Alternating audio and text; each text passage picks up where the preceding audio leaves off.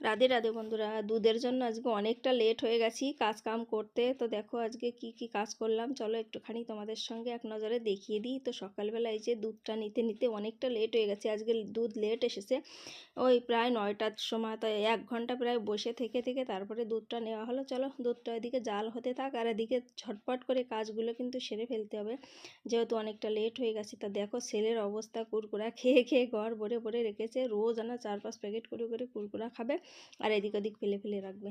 তো এদিকে আর কি আমি ঘরটা ঝাড়ু টাড়ু দিয়ে নিচ্ছি, তারপরে আরও বাদ বাকি অনেক কাজ রয়েছে, যেহেতু লেট হয়ে গেছি তো কাজ তো করতেই হবে। তো এখন ফিল্টারে জলটা ভরে বোতলগুলো ঝটপট করে ভরে নেব, আর ওদিকে দুধটা কিন্তু জাল হচ্ছে। এই জন্য ভাবছি দুধটা একদম গ্যাস কম করে দিয়ে মানে এদিকে সব কাজকর্ম আর কি সেরে নিচ্ছি। আর শীতটা কিন্তু বেশ পড়েছে আবার, এই দেখো দুধটা হয়ে গেছে জাল করা। আর শীত কিন্তু মাঝে মনে হচ্ছিল একদম গরম এসে গেছে, কিন্তু এখন আবার অনেকটা শীত পড়ে গেছে। তো কালকে অভিষেকের পাপা একজনের ক্ষেতের থেকে এই যে পেঁয়াজের কালি আর হচ্ছে এই যে পালনের ডাঁটি আর একটু ধনে পাতা নিয়ে এসছে, তা সেটাই এখন রান্নাবান্না আর কি করব।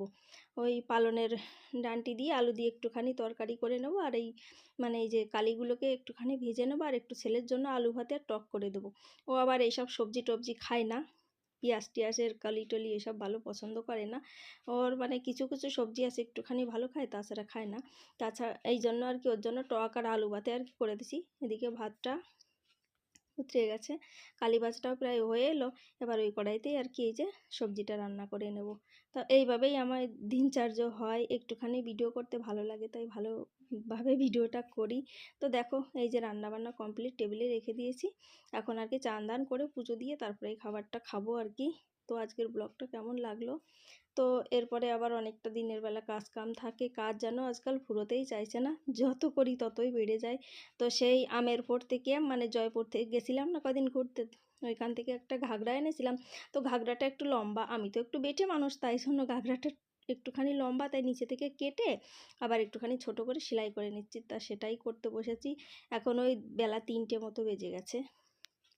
আজকেও আর দোকান যাওয়া হলো না, ছেলে যাবে আর কি দোকানে। ও বলেছে মা আমি চলে যাব, তোমার যেতে হবে না। আর শরীরটাও আজকাল একটু ভালো লাগছে না, কেমন ঠান্ডা ঠান্ডা লেগেছে। মৌসুম ওয়েদার চেঞ্জ হচ্ছে, কখনো শীত কখনো গরম, এই অবস্থাতেই আর কি শরীরটা যেন আবার খারাপ হচ্ছে। মেঘলা মেঘলা আকাশ হয়েছে। তো দেখো ফাইনালি হয়ে গেছে। তো কেমন লাগলো, সবাই ভালো থেকো সুস্থ থেকো, পরে আবার দেখা হবে। ভালো লাগলে একটা লাইক কমেন্ট শেয়ার করে দিও। টাটা।